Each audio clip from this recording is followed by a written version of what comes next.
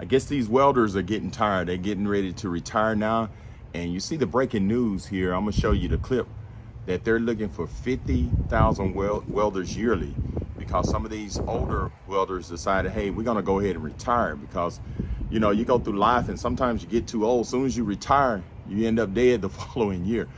But a lot of welders are calling it quits, some of the older welders. So they're looking for new welders. They're doing on-the-job training, earn while you learn. So check this video out and tell me what you think.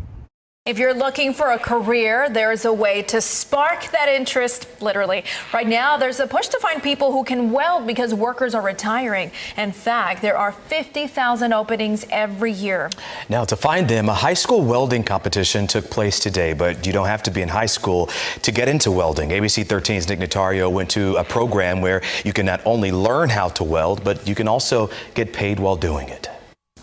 Recently, Harris County commissioners approved spending $9 million on apprenticeship programs. Some of the money will be used here.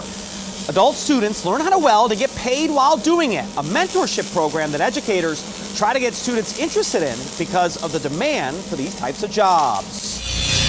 Try to get a really straight line. This wasn't your traditional classroom assignment. Just a 2-inch weld on both sides. Mark an inch. More than 40 students from across Texas competed to win prizes, not by sport, but by spark. It's perfect. The Texas High School Welding Series hosts these events to get students interested in welding.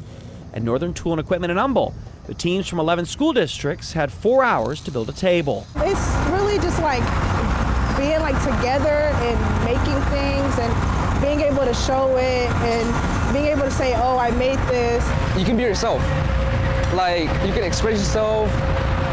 There's like, you have this freedom. Well, the key is to get industry in the classroom with those students, show them the opportunity, and then give them mentorship and pathway to be successful through high school. One of those mentorship programs can be found here.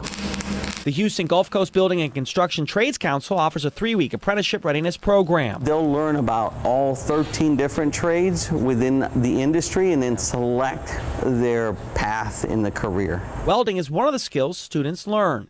You have to be 18, pass a drug test, and once enrolled, you can start working in an industry and get paid while doing it. It's an earn while you learn, which makes a huge difference. It's not just based inside of a welding booth, it's out in the industry.